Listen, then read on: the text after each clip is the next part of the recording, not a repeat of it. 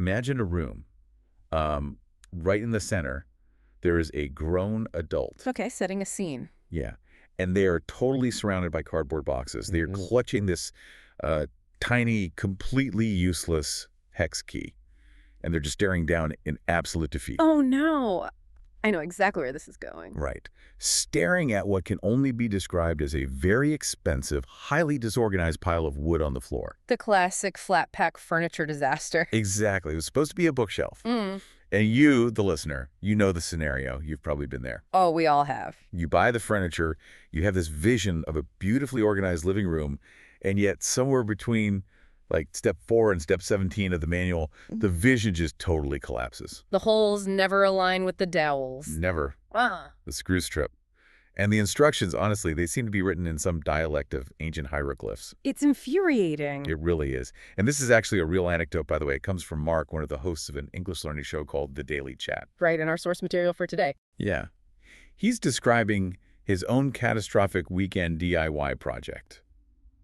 And as I was digging through the material, analyzing Mark and his co-host, Chloe, they break down this conversation between two fictional friends, Leo and Sarah. About their weekend plans. Right, about their weekend plans. And this tragic image of Mark's unbuilt bookshelf, it just struck me as the absolute perfect metaphor for learning a new language. Oh, that's a really interesting way to look at it. Because think about it. You can possess all the right materials, right? The vocabulary words, those are your shelves. Okay, yeah. And the grammar rules, those are your screws and brackets. But without a functional understanding of how these raw materials actually interlock in the real world. Without knowing the unspoken rules of the manual. Yes. Without that, your words don't build a conversation. They just collapse into this messy, confusing pile of verbal wood on the floor. That is a striking visual because it isolates the exact difference between possessing raw data and possessing functional competence. Functional competence. I like that. Well, when you look at a pile of lumber, the potential for a bookshelf is there. But the structural integrity is entirely dependent on the invisible forces connecting those pieces. The forces we usually ignore. Exactly. And in human communication, those invisible connectors are the idioms.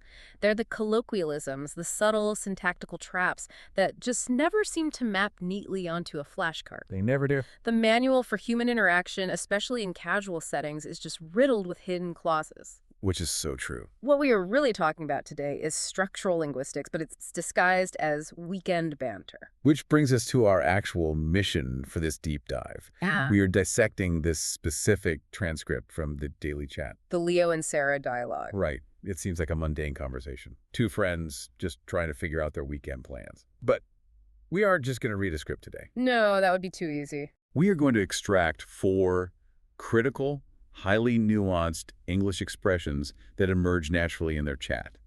And our focus, our real goal here for you listening, is to explain these expressions to beginners in much simpler language. Which is desperately needed. It is. We are stripping away the intimidating jargon to find the absolute simplest, most functional definitions. And then we are going to mimic the dialogue content and write a simple example sentence for each phrase. Providing those clear mimic sentences is such a crucial tool. It's the whole point. We want to give you the exact tools to snap these linguistic pieces together without the cognitive overload. And we really have to go beyond just the structural mechanics, too. What do you mean? Well, what makes this source material so compelling is that Mark and Chloe inadvertently reveal these profound psychological barriers. Oh, the barriers to learning anything new. Exactly. Hidden inside their banter about failed bookshelves and weekend plans, there are these massive insights into vulnerability. Yeah, the fear of making mistakes. The neurological fear of it, yes. And the actual mechanics of how our brains encode new skills. So let's start by looking at the context of Mark's bookshelf disaster. Because he was talking about his weekend. Mm-hmm. And this transitions us beautifully into the first major hurdle of casual conversation. The trap of free time. Yes. You would think that talking about your free time, the time when you are off the clock, relaxing, just being yourself, you'd think that would be the easiest type of language to navigate. I would assume so. But Chloe and Mark make this brilliant observation. Talking about your weekend requires a highly specific, notoriously difficult arsenal of phrasal verbs and idioms. It's true. And if we look at the underlying sociology of language, it actually makes perfect sense why free time is so linguistically complex. Really? Why is that? Think about the language of the workplace or, formal transactions. It is designed to be highly direct. Whoa, sure. Unambiguous. Literal. Exactly. It's operational. You say, submit the report by Friday, or the invoice is attached. Very straightforward. The primary function of that language is the efficient transfer of data. But when the clock strikes 5 on a Friday, the primary function of your language shifts entirely. You're not transferring data anymore. Right. You are navigating relationships. You are establishing social bonds. And relational language relies heavily on idioms. Because an idiom is essentially a secret handshake. Right. That's a great way to put it. My theory is that when you use a phrase that isn't strictly literal, you are sending a secondary signal to the listener. A social signal. Yeah. You aren't just telling them what you're doing. You are telling them, I understand the cultural shorthand. We are in the same tribe. You're touching on something linguists and sociologists refer to as in-group signaling. In-group signaling. Yeah. When Leo and Sarah are chatting in the source dialogue, their easy banter is built entirely on shared idiomatic understanding. They aren't speaking like textbooks. No, because textbooks are universally accessible. Casual friendship thrives on a sense of exclusive, shared reality. That makes so much sense. If Sarah were to use standard, literal vocabulary to describe her weekend exhaustion, it would create immediate social distance. It would sound so bizarre. Imagine her saying, I am currently experiencing severe physical depletion, and I intend to participate in an extended period of recreational slumber during my non-working hours. It sounds totally robotic. Or like an alien trying to blend in. Or like she's drafting a legal defense for taking a nap. Yeah. And here is the paradox that drives me crazy on behalf of anyone learning a language. Let's hear it. If these idiomatic phrases are cultural designed to signify relaxation and casual intimacy, why on earth are their grammatical structures so incredibly punishing for a beginner? They really are punishing. It feels like a trap. I keep thinking about this like a board game. Okay, a board game. Yeah. You go to a friend's house for a quote-unquote casual game night. Right. They pull out a game and say, oh, don't worry, it's so fun and relaxing. And then they hand you a rule book that is 40 pages long. Written in tiny font. It's exactly. Detailing 18 different phases of a single turn. It only feels relaxing for the people who've already suffered through the memorization of those complex rules. That analogy is incredibly apt because it highlights the concept of cognitive load. Cognitive load. Yeah. For the native speaker, the rules of the idiom have been automated by the brain's basal ganglia. They play the game without thinking. It's just muscle memory. Right. But for the learner, the prefrontal cortex is working in absolute overdrive just to decode the syntax. So the relaxation we see in native speakers is earned. It's earned through the invisible historical mastery of profound complexity. Casual language is stressful to learn precisely because it deals with the most subtle, nuanced shifts in time perception. And delicate social obligations. Exactly. Which brings us perfectly to the actual dialogue we are deconstructing today. Let's look at Leo and Sarah. Okay, setting the scene. Leo is the instigator here. He is bursting with weekend energy. He's trying to convince Sarah to join him at a new rock climbing gym. He's very enthusiastic. Very. He's throwing out all these idioms. He wants to show her the ropes. He promises it will be a blast. Right, all that high-energy vocabulary. But Sarah is on the totally opposite end of the spectrum. She's been ground down by a brutal work week. She is deeply exhausted. She just wants to rest. And she has to carefully navigate her rejection of his high-energy plan without insulting him. It's a delicate diplomatic mission. It really is. She needs to honor his enthusiasm while firmly establishing her own physical boundaries. And to do that, she deploys a highly specific set of linguistic tools. So let's strip down the first tool she uses. This is the first half of our core linguistic mission today. Breaking down the phrases. We are looking at how Sarah expresses her exhaustion and her hopes for the weekend. And we're putting this through our ultimate simplification filter. Explaining it in simpler language for beginners. Yes. Sarah says to Leo, I'm mostly looking forward to catching up on some sleep. Let's isolate that first chunk. Looking forward to. Okay. Mark, the host in the source text, correctly points out a massive syntactical trap hidden inside this phrase. The board game rules again. Exactly. He emphasizes that looking forward to must invariably be followed by an ing verb, a gerund. So you have to say looking forward to sleeping. Yes. You cannot say looking forward to sleep as a base infinitive verb. Mark specifically warns learners about this. He does. He says you can't say, I'm looking forward to meet you. You have to correct it to meeting you. And this is exactly why the rulebook is so frustrating. It defies expectations. It really does. The word to in English is almost always a massive neon sign pointing toward an infinitive verb. To run, to jump, to collapse on the couch. Standard grammar. But suddenly, in this specific phrase, the rules just invert. Why does English do this? Why lay this trap? Well, to understand the trap, we have to look at the mechanical function of the word to in this specific context. Okay, break it down for me. Normally, as you said, to is part of the infinitive form of a verb. But in the phrase looking forward to, the word to is acting purely as a directional preposition. A directional preposition. Think of it like a physical arrow. You are pointing your gaze, your anticipation, toward a destination. Okay, I see that. Prepositions must always be followed by an object, a noun. You point to the house. You point to the car. So the destination has to be a noun. Therefore, if the thing you are anticipating is an action, like sleep or a meeting, you must magically transform that verb into a noun. Just so it can serve as the destination of that prepositional arrow. Exactly. That is what the ing gerund does. It freezes the vibrant action of sleep into the static concept of sleeping. It nominalizes the action. You've got it. You are turning an activity into an object you can physically gaze at in the future. Yeah. That is structurally fascinating. It's a beautiful piece of linguistic engineering. It is, but if I'm a beginner, my brain is melting trying to process prepositional arrows and nominalization in real time. Fair point. It's too much cognitive load. So let's execute the primary mission here.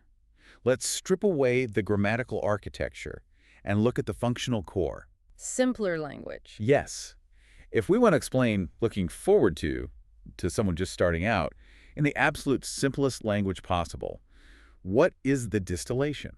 Stripped of all syntactical jargon, the functional definition is simply feeling happy about something that will happen soon. Feeling happy about something that will happen soon.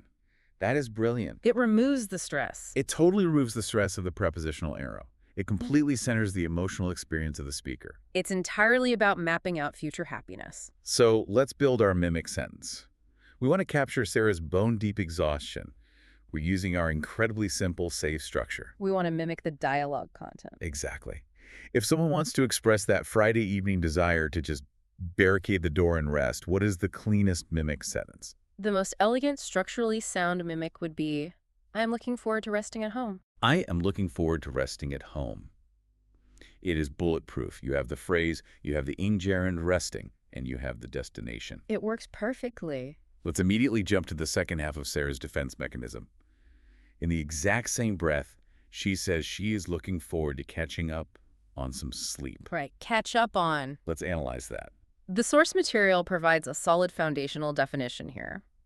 Chloe and Mark defined catch up on as doing something you didn't have time to do before. Like paying off a debt. Yes. You can catch up on your work tasks, you can catch up on your sleep deficit, or, as Chloe points out, you can catch up with an old friend. Meaning you're filling in the missing information from the time you were apart. Exactly. Let's run this through our simplification filter again. We need simple language for beginners. What is the leanest, most accessible way to define this concept? The functional distillation is doing something you missed. Doing something you missed. I love that. Sleep was missed, now it is being done. A television show was missed, now it is being watched. So simple. So let's construct the mimic sentence for this one. Let's imagine Sarah isn't tired, but rather she's been so swamped at the office that she has a giant stack of untouched novels on her nightstand. Okay, a different kind of deficit. Right. What is the simple mimic sentence? She would state, I need to catch up on my reading. I need to catch up on my reading. Perfect. Now, if we take a step back from the pure mechanics for a second, I want to explore something you hinted at earlier. With the prepositional arrow. Yeah. When I look at these two phrases together, looking forward to and catching up on, I am struck by how aggressively physical they are. They are very physical. We aren't just talking about abstract time. We're talking about physical bodies moving through space. You are diving into the realm of embodied cognition now. Embodied cognition. It's arguably one of the most fascinating aspects of linguistics.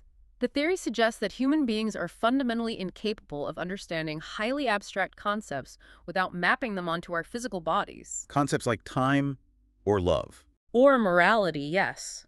Because time is invisible and untouchable, the English language forces us to spatialize it. We turn time into a landscape. Exactly. Yes, when you are looking forward, You are literally using the anatomy of the human neck and eyes. You are orienting your face. English dictates that the future physically exists in front of your face. Down the road, You can see it on the horizon. which is culturally specific, by the way. Wait, really? Yeah. In the Aymara language, spoken in the Andes, the spatial metaphor is completely reversed. How does that work? They perceive the past as being in front of them because the past is known and visible to the eyes. The future is behind them because it is unknown and cannot be seen. That is mind-blowing. Mm. But in English, we are constantly marching face first into the future. Face first, exactly. That completely reframes how we think about catching up on. How so? If the future is in front of us and we are marching toward it, then catching up implies a terrifying scenario. It's a chase. Yes. It means time, or the task you were supposed to do, has sprouted legs and sprinted ahead of you. You are lagging behind. You are literally lagging behind in the physical space of your own life.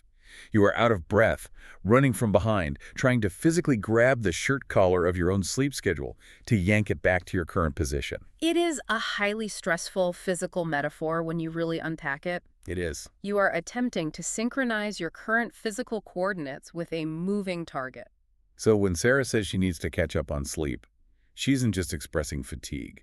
No, she is linguistically admitting that her life has outpaced her physical capacity. Sleep is a runner that has left her in the dust. Well, no wonder she doesn't want to go rock climbing. Exactly. If you are already mentally sprinting just to catch up to your baseline biological needs, the prospect of hauling your body up a vertical wall is absurd. It's completely out of the question. Which perfectly bridges us into the next phase of their conversation. Sarah's exhaustion morphs into hesitation. Leo pushes a bit here. He does. In the source transcript, he reminds her, gently, that she explicitly told him she wanted to try this new climbing gym. She did say that. And Sarah has to admit her own procrastination. She says, I just haven't been able to get around to booking a session. This introduces our third core phrase, get around to. Right. Let's dig into this one. Mark and Chloe spend some time dissecting this. They note that it means to finally accomplish a task that has been on your agenda for a significantly long time. But there is a catch. There is a huge semantic payload here. Getting around to something carries an inherent admission of guilt. Yes, the guilt. It implies that the delay was likely caused by your own laziness, poor time management, or distraction. It is the ultimate guilt phrase. It really is. It's what you say when you know you are the bottleneck. Yeah. In the source material, Chloe actually weaponizes this phrase against Mark. She totally calls him out on the air. She reminds him that he promised to fix her coffee machine weeks ago and still hasn't gotten around to it. It acts as a linguistic defense mechanism. By using the phrase, Mark is acknowledging the broken promise while simultaneously trying to soften the blow. Like he's deflecting the blame. It suggests that the intention remains pure, but the execution has been unfortunately waylaid by the nebulous demands of life. My intentions were good, but the universe conspired against my schedule. It's brilliant. It's a very useful social tool. But again, that level of social maneuvering is complex. Let's distill it. If we want to hand this tool to a beginner without all the psychological baggage, what is the simple explanation? Following our rule of simple language for beginners, the clearest, most direct functional definition is finally doing a task late. Finally doing a task late, it removes all the excuses It cuts out the defense mechanism completely. and simply identifies the chronological reality of the action. Okay, so let's build the mimic sentence. We need a simple example. Let's tap into a universal household guilt. What is the perfect mimic for putting off a mundane chore, just like Mark avoiding the coffee machine? The standard mimic sentence would be, I will get around to cleaning the kitchen. I will get around to cleaning the kitchen. We've all uttered that exact sentence. And usually nothing happens. Right. We subconsciously know that uttering it practically guarantees the kitchen will remain dirty for at least another 48 hours. The phrase itself almost grants you permission to keep delaying. It does. But with Sarah and the rock climbing, it wasn't just laziness. No, it was deeper than that. She wasn't just delaying it because she was tired. She finally admits the real reason she hasn't booked the session. What does she say? She tells Leo, I've never done it before. It's definitely out of my comfort zone. And this is our fourth and final phrase. Out of one's comfort zone. A very common idiom. Extremely common. The hosts of the Daily Chat spend considerable time on this concept. Chloe defines the comfort zone as the psychological and physical space where a person feels entirely safe. Competent, in control. Exactly. To step out of it is to deliberately enter a space of uncertainty and potential failure. Which is terrifying. It is. And Chloe underscores a fundamental tenet of human psychology here. Stepping into that scary, uncertain space is the only biological mechanism for actual growth. I want to simplify this immediately because the concept is so universally applicable. What is the distilled definition? Yes, simple language. The functional distillation is simply doing a scary new thing. Doing a scary new thing, it doesn't get more primal than that. It really doesn't. So let's construct our final mimic sentence. Let's apply this directly to the experience of the listener who might be learning English right now. That's a very real application. Learning a language is one of the most terrifying cognitive leaps an adult can make because it strips you of your intelligence and renders you a beginner again. It's very humbling. How do we express that specific fear? Simply. The most resonant mimic sentence would be, speaking English to strangers is out of my comfort zone. Speaking English to strangers is out of my comfort zone. It is honest, it's vulnerable, and it's completely accurate. It captures the feeling perfectly. You know, as we lay these 4 phrases out on the table, catching up, looking forward to, getting around to, out of the comfort zone, I am noticing something. What's that? There is a deeply embedded narrative arc within the source dialogue itself. An arc in Leo and Sarah's chat. Yeah. It's not just a random collection of weekend vocabulary. The phrases actually trace a distinct psychological journey. Walk me through your interpretation of that arc. We'll look at Sarah's emotional state chronologically. She begins the conversation in pure survival mode. She just wants to sleep. Right. She is physically depleted and simply needs to catch up on her sleep deficit. Okay, that's step 1. Because her energy is so compromised, she naturally defaults to procrastination as a defense mechanism. She can't get around to booking the gym. It's a protective delay. Exactly. But then, Leo provides a safe, supportive external pressure. He promises to guide her, to show her the ropes. He offers support. And that support gives her the courage to acknowledge her fear and finally step out of her comfort zone. I see where you're going. Once she commits to that terrifying step, her entire perspective shifts. The dialogue ends with her looking forward to the new experience. Wow. The vocabulary itself shifts from the language of exhaustion to the language of avoidance, to the language of bravery, and finally, to the language of anticipation.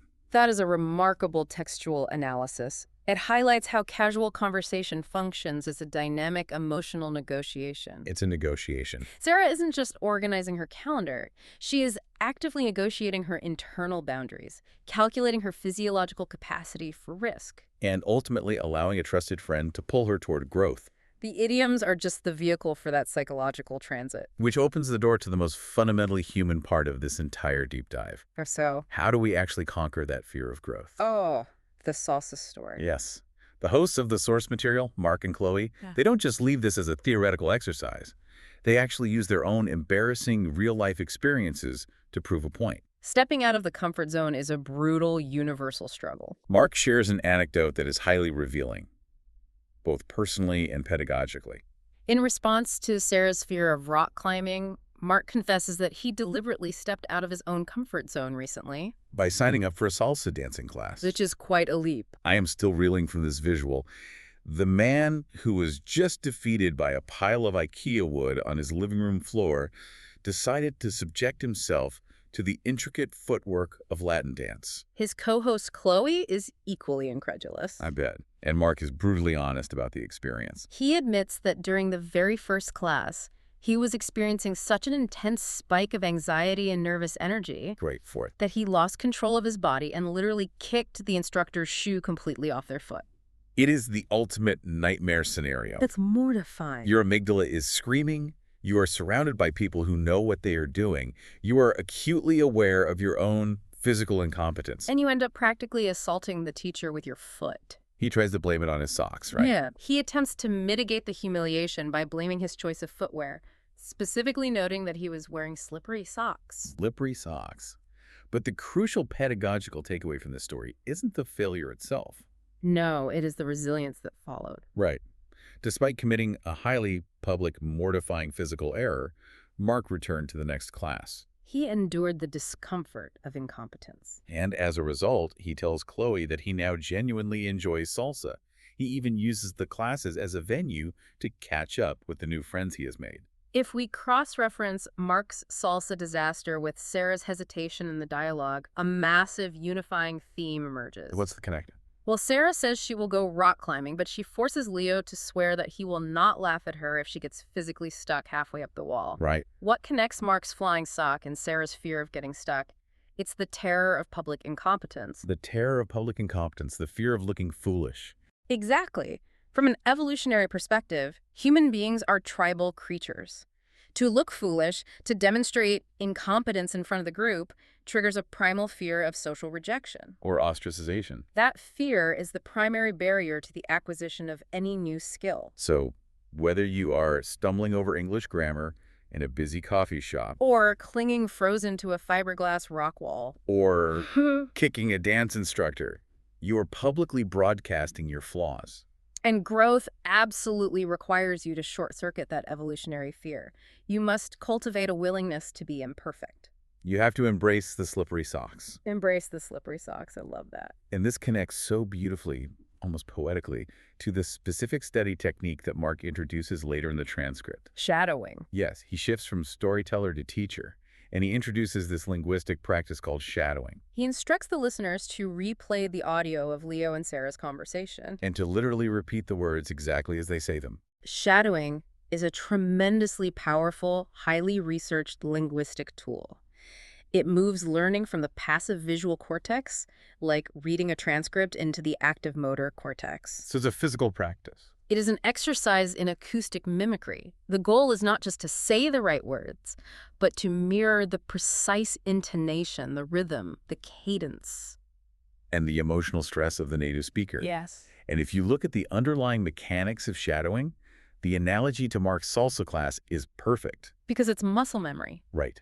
You cannot learn how to salsa dance by sitting in a chair and reading a textbook about Latin rhythms. You can't stare at the manual. You have to step onto the wooden floor, move your limbs, and physically mimic the movements of the instructor until your muscle memory takes over and the rhythm becomes internal. Language is identical. When you are shadowing a native speaker, your diaphragm, your larynx, your tongue, your lips, they are engaging in a highly complex physical choreography. You are dancing with your vocal tract? And let's be honest, during those first few attempts, your mouth is going to be wearing slippery socks. The friction is unavoidable. You will inevitably stumble over the syllabic transitions. You'll place the stress on the wrong consonant. Your native accent will pull you off beat. You are going to metaphorically launch the language instructor's shoe across the room.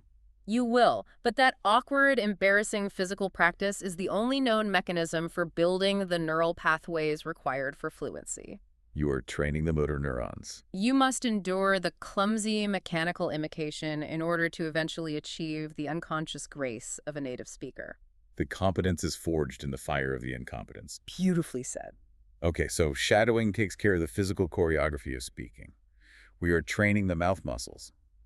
But what about the cognitive retention? Remembering the words. This is where I, and so many learners, hit a massive brick wall. You can shadow a phrase perfectly on Tuesday. Your mouth does the dance, you sound great. And then Thursday rolls around. Exactly. You try to retrieve the phrase in a real conversation, and the file is completely missing from your brain. A very common problem. How do we ensure these phrases actually stick? This is a critical issue of memory encoding. And the source material concludes with a remarkably insightful bonus tip from Mark that addresses this exact problem. He warns against passive studying, right? He explicitly warns his listeners against the traditional method. He says, when you encounter a new phrasal verb, do not just write the definition in a sterile notebook. What does he advocate instead? He advocates for what he calls the broken promise method. The broken promise method. It is such a specific, unusual label. He provides a concrete example to illustrate it. He tells the listener to write down, I'll get around to cleaning my room, eventually. I want to dive deep into the neuroscience of this. Why does attaching a failure, a broken promise, make the memory stronger? It seems counterintuitive. It does. It seems so weird to link learning with negative behavior. It works precisely because it leverages the brain's preference for contextual emotional encoding. Emotional encoding. Our brains evolved to prioritize information that carries emotional weight or survival value. So standard flashcards don't work. Sterile data, like a flashcard that reads, "Get around to equals finding time for a task," lacks any emotional valence. The brain just deletes it. The hippocampus processes it, deems it irrelevant to your personal narrative, and discards it. Interesting. However, when you attach a specific emotion to the vocabulary, whether that emotion is guilt, humor, self-deprecation, or the mild shame of a broken promise, you trigger the amygdala. The emotional center. The amygdala essentially tags the memory, signaling to the hippocampus that this information is personally significant. You are weaving the abstract vocabulary into the fabric of your episodic memory. It's like injecting emotional glue into the neural pathway. You anchor the foreign concept to a lived internal reality. When Mark writes, "I'll get around to clean my room," eventually, he isn't just memorizing grammar. He is actively summoning a feeling. The universally recognizable, slightly guilty feeling of staring at a messy room from the comfort of a bed. The brain easily recalls the visceral feeling of laziness. And because the English phrase is tethered to that feeling, the phrase is pulled up alongside the memory. It's a brilliant hack. This realization completely shifts how I view the dynamic between Mark and Chloe throughout this entire deep dive. How do you mean? Think about Mark's role here. He is the host of an educational program. He is the authority figure, the teacher dispensing linguistic wisdom. Right. Traditionally, teachers project an aura of flawless competence to maintain authority. But look at Mark's behavior. He spends the entire source material systematically highlighting his own incompetence. It is a very deliberate pedagogical posture. He opens the show by confessing he destroyed a pile of expensive wood because he couldn't read a manual. True. Then he allows his co-host to publicly shame him for breaking his promise to fix her coffee machine. Also true. Then he volunteers the humiliating story of assaulting a dance instructor with his foot. He is constantly, relentlessly undermining his own status as the expert. In the fields of language acquisition, there is a concept developed by linguist Stephen Krashen called the affective filter. The affective filter. The affective filter is an invisible psychological wall built of anxiety, self-doubt, and fear of judgment. Okay, I know that wall. When a learner's affective filter is high, their brain literally blocks language input from being processed. They are too stressed to learn. Wow. By utilizing extreme self-deprecation, Mark is actively lowering the listener's affective filter. He's lowering the wall. He is demonstrating that the authority figure is fallible, that making mistakes is the norm, and that failure is not fatal. He is using his own humiliation to build a linguistic comfort zone for the listener. He creates an incredibly safe audio environment. He's essentially saying, "Look at me, I'm a disaster. If I can survive kicking a dance teacher, you can survive mispronouncing a gerund." He creates the safety necessary for the listener to feel brave enough to step out of their own comfort zone. It is brilliant. The mistakes aren't getting in the way of the lesson. They are a lesson. The broken bookshelf, the broken coffee machine, the flying sock, they are the core curriculum. It reinforces the profound truth that learning is a messy, deeply human process.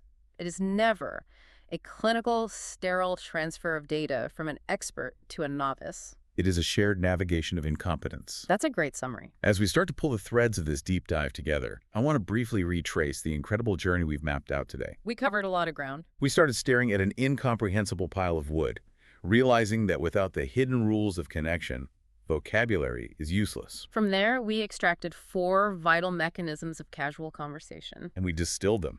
We simplified the expressions and created mimic sentences for beginners, which was our main mission today. We stripped down looking forward to. Revealing it simply means feeling happy about something coming soon. Providing the mimic. I am looking forward to resting at home. We analyzed the spatial anxiety of catch up on, simplifying it to doing something you missed. With the mimic, I need to catch up on my reading. We unpacked the guilt of procrastination within get around to, defining it as finally doing a task late. Paired with the domestic mimic, I will get around to cleaning the kitchen. And we faced the neurological barrier of growth with out of one's comfort zone, reducing it to doing a scary new thing. And capturing the learner's specific fear with our final mimic. Speaking English to strangers is out of my comfort zone. But the true depth of the analysis was found in the psychology beneath the phrases. We explored how the English language forces us to chase time as a physical entity. And how Mark's salsa dancing proves that enduring the public friction of your own incompetence is the unavoidable toll you must pay on the road to mastery. Which brings me to a direct challenge for you, the learner, listening to this right now. Time to apply the knowledge. I want you to take the expert's explanation of emotional memory encoding and put it into practice immediately. Use the broken promise method? Yes. Survey your own life. Scan your mental to-do list. Find the one specific task that you have been actively avoiding. We all have one. You know exactly what it is. It's the uncomfortable email you've left sitting in your drafts for 3 days. It's the closet filled with junk you keep closing the door on. It's the apologies you haven't made. Or the gym membership you haven't utilized. I want you to explicitly frame that avoided reality using the broken promise technique. Write it out. In your head, right now, build a sentence, I haven't gotten around to, and name your failure. Tether the English vocabulary to your own genuine guilt. Embed it in your emotional reality. That is how you turn a fleeting audio lesson into permanent structural knowledge. It is the alchemy of learning. You are transforming your personal procrastination into a powerful pedagogical tool. And that leads me to a final, slightly provocative thought I want to leave echoing in your mind as we wrap up. Let's hear it. We have spent this entire deep dive analyzing the immense power of phrasing. We have seen how learning a specific idiom, like get around to, provides us with a dedicated, culturally sanctioned vocabulary to describe our own procrastination. It gives laziness a socially acceptable disguise. So here's the question for you to mull over long after the audio stops. When language evolves to give us a polite, softened name for our own avoidance, does having that linguistic shield make us more likely to forgive ourselves and continue delaying the task? That is a profound question. Or, by forcing ourselves to actively name the broken promise out loud, does the language strip away our excuses and finally compel us to get the job done? It really makes you wonder whether language ultimately acts as a mirror reflecting our behavior or a hammer shaping it. Something to carefully consider the next time you find yourself staring down at an unbuilt bookshelf, holding a hex key, wondering when you'll finally get around to finishing it. Until next time, keep exploring.